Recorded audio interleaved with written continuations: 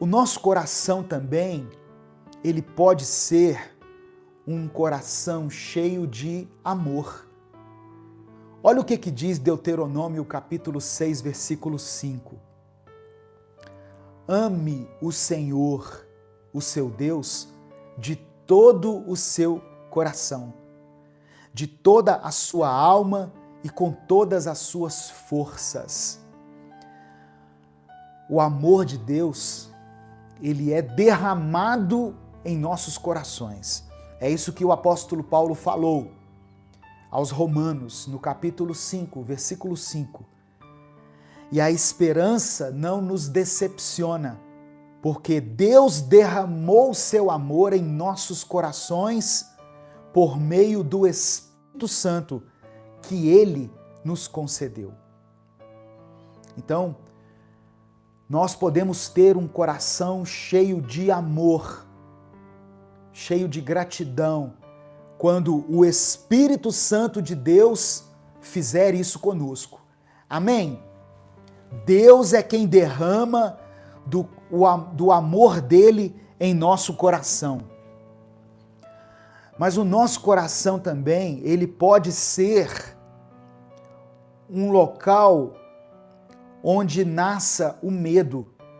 O coração pode ser um lugar onde se estabeleça o medo. Eu quero ler com você Josué capítulo 5, versículo 1. Josué capítulo 5, versículo 1. Olha o que diz. E sucedeu que, ouvindo todos os reis dos amorreus que habitavam deste lado do Jordão ao ocidente, e todos os reis dos cananeus que estavam de pé ao pé do mar, que o Senhor tinha secado as águas do Jordão diante dos filhos de Israel até que passassem, desfaleceu-lhes o coração. Ou seja, o coração deles ficou com medo e não houve mais ânimo neles por causa dos filhos de Israel. Os inimigos de Israel viram o tamanho do poder de Deus para conceder milagres, para conceder vitórias aos israelitas, e por causa disso, o coração deles se encheu de medo e de desânimo. O coração é o centro das nossas emoções. Por isso, eu li no começo aqui, cuide do seu coração, porque ele vai determinar os rumos da sua vida. E quando eu falo de coração, eu estou falando da sua mente, dos seus pensamentos, daquilo que você está alimentando a sua mente. Só que o mesmo Deus que permite que o nosso coração seja dominado pelo medo, também é o Deus que nos fortalece. Salmos capítulo 27, versículo 14 diz assim: espera no Senhor, anima-te e Ele fortalecerá o teu coração.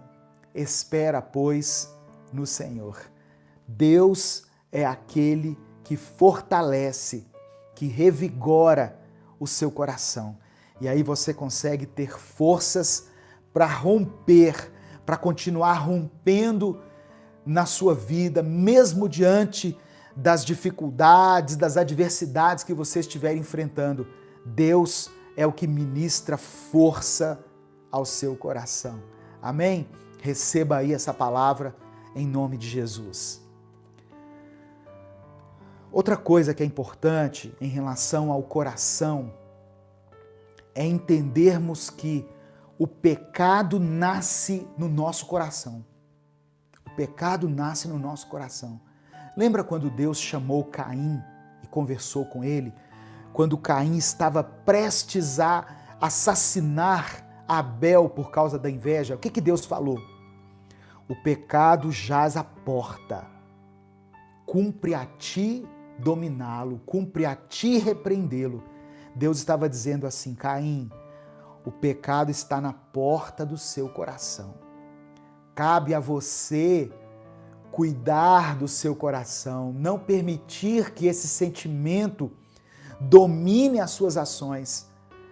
Mas Caim não atentou àquelas palavras de Deus e permitiu que o pecado dominasse o seu coração e ele então assassinou, ele executou o seu irmão, porque não conseguiu dominar o sentimento que estava no seu coração. Amém? Guarde essas palavras que eu estou falando, irmãos, em nome de Jesus. Se precisar, dá um pause, anota esses versículos, anota aquilo que falar mais com você, ou assista depois a mensagem, né? Mesmo que você coloque numa velocidade maior aí, mas assista a mensagem, porque é Deus falando ao seu coração. A importância de nós guardarmos o coração. Tem pessoas que estão ouvindo essa palavra que estão com o coração ferido, com o coração machucado, com o coração dominado por sentimentos ruins. E isso tem acabado com você, isso tem minado as suas forças.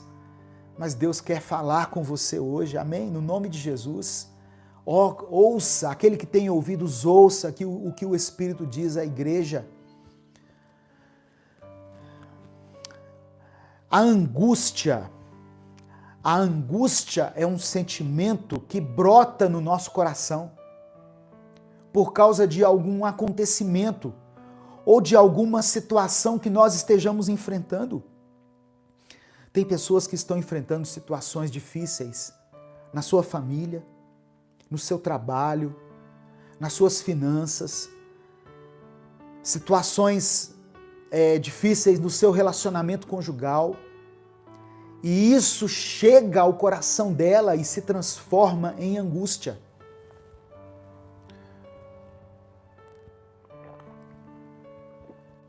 Por isso que existem tantas pessoas enfrentando a depressão, a ansiedade, crises de ansiedade, porque não cuidaram de uma forma correta, não cuidaram de uma forma correta do seu coração. Então, ao primeiro sintoma de que algo nocivo está brotando aí no seu coração, alguma coisa ruim está dominando a sua mente, tome uma atitude. Clame a Deus, fala: Senhor, meu coração está amargurado, meu coração está angustiado, eu estou numa tristeza, eu não quero ficar dessa maneira. E Deus vai direcionar você, irmãos, a uma mensagem, uma palavra, até mesmo um filme, uma série, que vai trazer algo de positivo a você. Nós, como cristãos, não podemos limitar a ação de Deus a um culto. Tem pessoas que esperam a semana toda para o momento do culto, seja o culto presencial, seja o culto online, para Deus falar com ela. Mas Deus quer falar com você de várias maneiras, de várias formas. Ele quer falar com você. Apenas dê lugar ao Espírito Santo, tire um tempo para falar com Deus e para permitir que Deus fale com você. Amém? Porque é importante você cuidar do seu coração. Tanto é importante você cuidar do coração como órgão que envia sangue para todo o seu corpo, como também é importante você cuidar do coração, relacionando aqui aos sentimentos, às emoções, porque tudo aquilo que você sente determina as suas escolhas, as suas atitudes.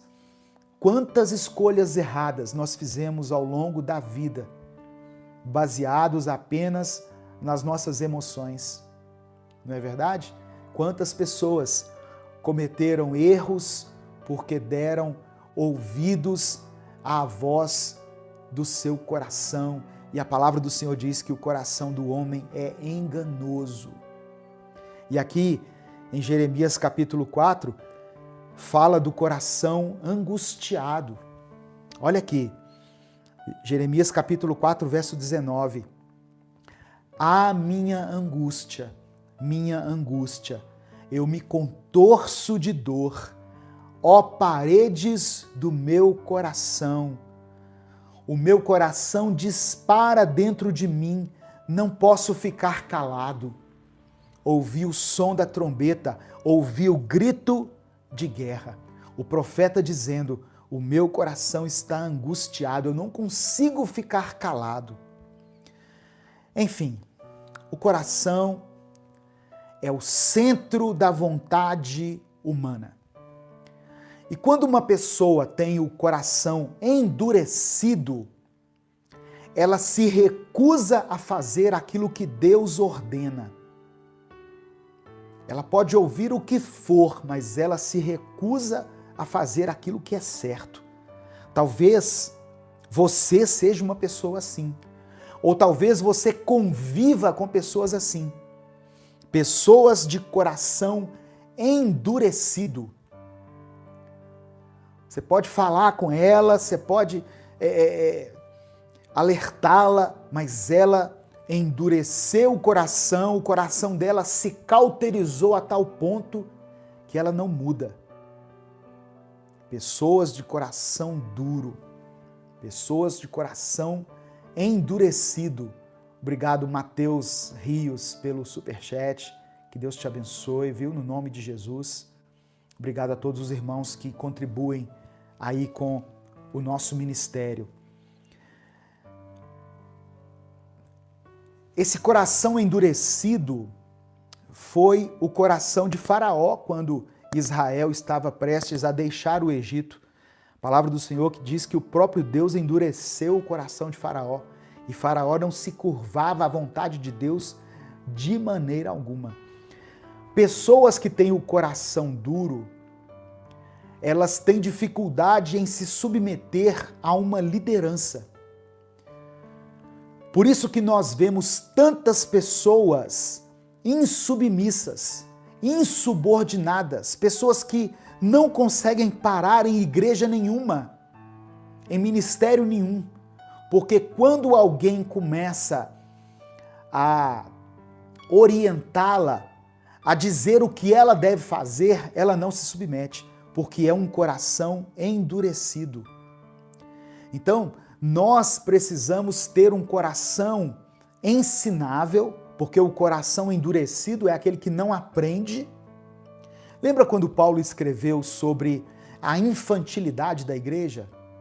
Quando ele falou sobre uma igreja que não crescia, que era criança, Paulo disse assim: olha, vocês já deviam ser mestres.